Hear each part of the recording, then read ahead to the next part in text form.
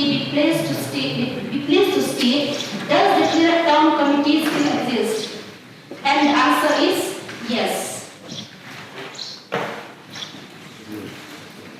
So my first supplementary question is, how many staff are there in Clear Town Committee?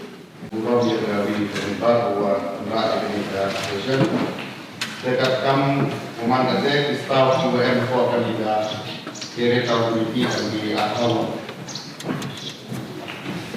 Rasul Chairman, Vice Chairman. Thank you so much, PM Charge. My second supplementary question is, how much amount sanctioned for the Clear Town Committee for all these 5 years? 5 years means? Don't know. Since this past 5 years. Past 5 years. Dekat kam report koyoi, awas ngaraman kami untuk upaya ini ke office. Clear Town Committee jenis kiat ke dekat expire dan lalu senem ada tanya. So conduct a new election.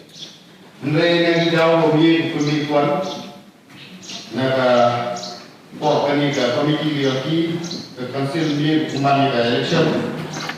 September aduk kami. Dari apa kami ke notification notice berapa so chairman yang dari Clear Town Committee. Wadah kalian dari council ni berap ya kami ke Clear Town Committee. Tadi jauh tadi ke komisi kamu tu kamu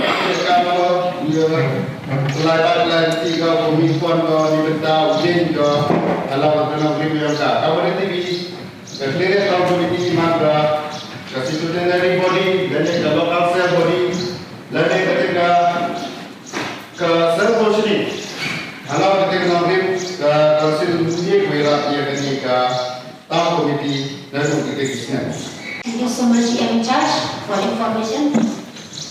And my third supplementary question is, how many ward commissioners are there in Clear Town Committee?